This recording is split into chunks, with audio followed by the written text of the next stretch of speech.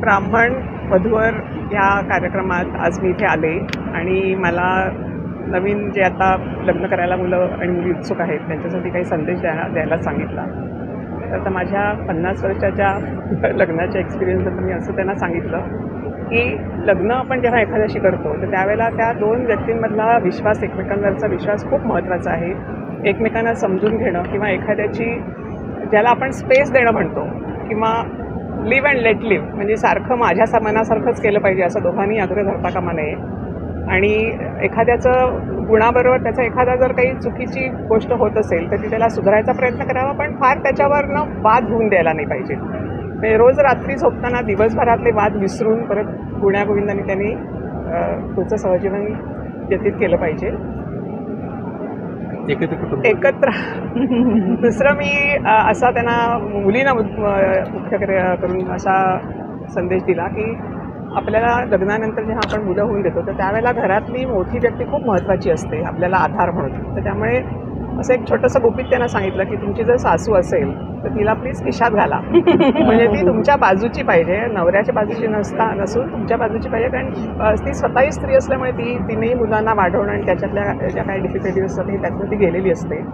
आणि तिला खिशात घालून वाटल्यास हवी एखादी एक तरुण मुलगी ठेवा, म्हणजे तिला फार शारीरिक कष्ट पडायला पाहिजे तसं नाही, पण त्यांच्यावर लक्ष ठेवायला आपलं माणूस जर घरात असेल तर ती बाई ज्या वेळेला घराबाहेर पडते तिचा व्यवसाय करायला त्यावेळेला ती निश्चितपणाने पडू शकते, कारण तिच्या मुलाकडे लक्ष द्यायला ती त्याची आजी असते.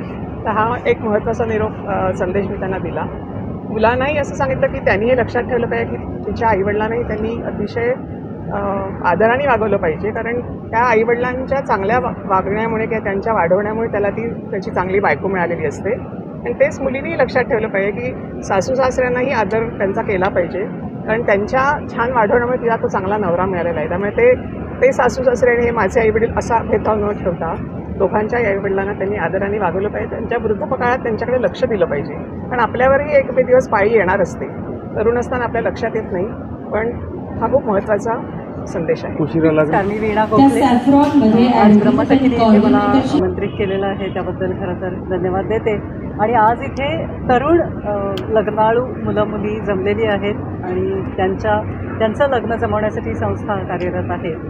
मी आत्ता इथे बोलताना असा एक विषय मांडला की समाजामध्ये जसे अनेक प्रश्न येतात त्यातलाच एक प्रश्न सध्या सगळीकडे सतावतोय. तो एक आहे तो तरुण वयातल्या मुलामुलींची लग्न. हा तर आहेच आहे, पण थोडंसं उतार वयामध्ये असेल 45 नंतर, 50 नंतर, 60 नंतर जर जोडीदार गमावला असेल किंवा काय डायव्होर्स झाला असेल तर त्यांनी एकटं जगायचं का?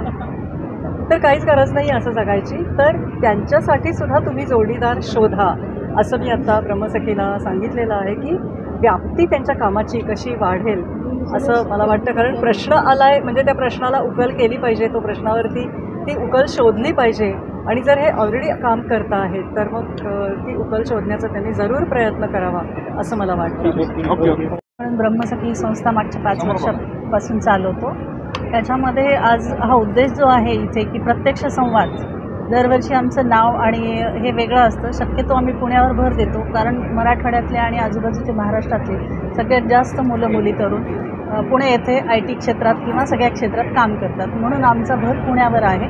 आणि हा जो उद्देश आहे की एका मुलामुलीला भेटण्यामध्ये त्यांचं जे 2-2, 3-3 महिने जातात ते वाचवण्यासाठी, वाढतं वय वेळेत लग्न होण्यासाठी एकाच व्यासपीठावर त्यांना जर सगळे त्यांचे जे ऑप्शन्स आहेत आम्ही इथे उपलब्ध करून दिलेले आहेत, ज्या करून की त्यांना जोडीदार शोधायला लवकर मदत होईल आणि ब्राह्मण समाजामध्ये लग्नाचे योग लवकर जुळून येईल. आज इथे जवळपास 490च्या वर संख्या आहे. त्याच्यामध्ये 140 मुलींची संख्या ही खूप जास्त आहे. कुठल्याही ब्राह्मण समाजाच्या कार्यक्रमामध्ये किंवा वधूवर संस्थेमध्ये मुली अशा कार्यक्रमाला येत नाहीत, पण आमच्यावरच्या विश्वासांमुळे त्या मुली आणि मुलींच्या पालकांनी आमच्याकडे त्यांना पाठवलेलं आहे आणि त्यांचा विश्वास सार्थक येऊन इथून खूप जास्त लग्न जमतील अशी आम्ही अपेक्षा करतो चौघींकडनं. धन्यवाद.